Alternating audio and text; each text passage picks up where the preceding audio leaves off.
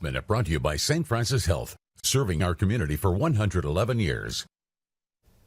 Welcome back. Well, young adults seem to be making sleep more of a priority than older generations. Christian Benavides takes a look at how they're going about it.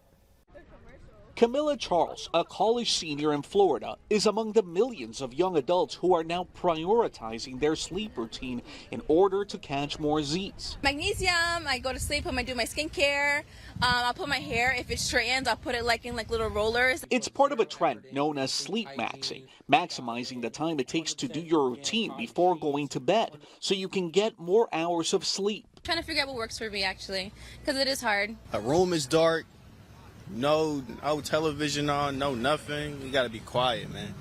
And freezing cold in my room. One recent analysis found Gen Zers spend more time sleeping than any other generation. That same survey showed they also spent more time exercising and prioritizing self-care than others. You just want to make the quality better, which is a good thing. So it's a concept of health versus illness.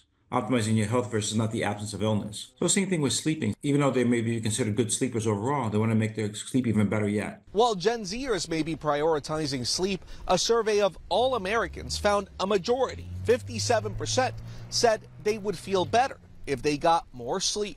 The American Academy of Sleep Medicine recommends 7 or 8 hours. I slept so good. On social media, some young people are going as far as taping their mouths shut, along with using nostril expanders. A lot of things people do that are not necessarily evidence-based. Dr. Rafael Pelayo with Stanford University warns against obsessing over those popular sleep trackers on smartphones. And if you're having trouble sleeping, it's best to consult your doctor.